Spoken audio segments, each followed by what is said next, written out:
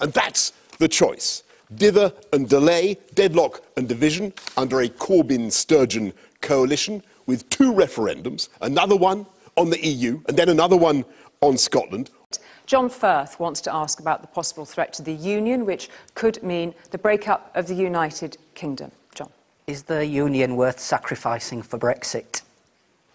Thank you very much indeed for that. Is the Union worth sacrificing for Brexit, Mr Corbyn?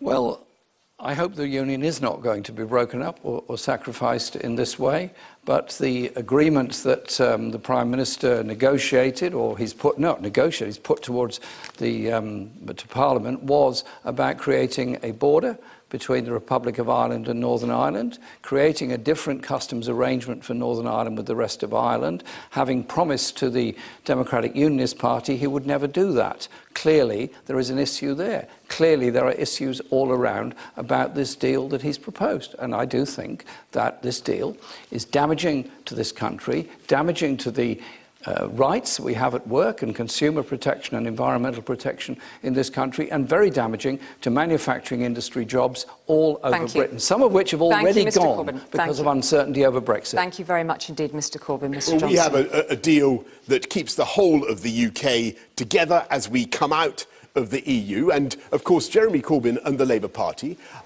be in no doubt about it, in order to secure power and the keys to number 10, are going to do a deal, and they probably already have done a deal, with Nicola Sturgeon and the SNP to form a Corbyn-Sturgeon coalition. And the price of that deal, the price of Nicola Sturgeon's support, let's be in no doubt, she's made it absolutely clear, would be a second referendum on the union with Scotland. I don't think we need another referendum on the union with Scotland. I've ruled it out. We had one in 2014. The people of Scotland voted very substantially to stay in the most successful political partnership of the last 300 years. Why put this country, this great country, through another referendum on Scotland? And why have a second referendum?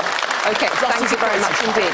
And why have a second referendum on the EU? Time up on your first response to that. Thank you very much indeed. So just as a quick, set something down in front of us, gentlemen, for clarity, is the Union more important than Brexit, yes or no? I think I ought to be able to reply to this nonsense. Will you be able to rely? I'd just like to have the idea there's going to be a coalition between Labour and the SNP. There's not going to be a coalition between Labour and anybody else. There are no deals that have been done, and there will be no deals that are done. OK. For clarity, is the Union more important than Brexit, Mr Corbyn? Yes. Our country is obviously very, very important, and we have to bring this business to a close, and that's why we're proposing a trade deal with Europe or staying in, one or the other, as a way of bringing this issue to a close. Thank you, Mr Johnson. Let's be, the union is, of course, the most important thing. Just to answer the question straight out. The union, and it's a fantastic thing. I'm proud to be not only Prime Minister, but also Minister for the Union. OK. Now, let's be clear that Jeremy Corbyn has said that he's open to a second referendum on Scotland early in the lifetime of the next Parliament, if he's head of the government, and Nicola Sturgeon has made it absolutely clear that the price of her support will be a referendum on Scotland in 2020. So you're going to have a year of 2 referendums, one on Scotland and one if you have a let's allow Mr Corbyn to respond. One on Scotland and one on the EU. Mr Corbyn, if you do if you do have to get to a point where you have to make a deal with the SNP, Nicola Sturgeon has already said, don't pick up the phone unless you can guarantee a second independence referendum. Can you rule it out before the end of the first year? I've said there would be no deal with the SNP. There would be no support for a Scottish referendum in the early years of the next Labour government, because I want to invest in Scotland and give Scotland the 70 billion it needs in capital investment. If the SNP leadership choose to put the Conservative government back in office with its austerity programme, that's their choice. He was going to rule it out.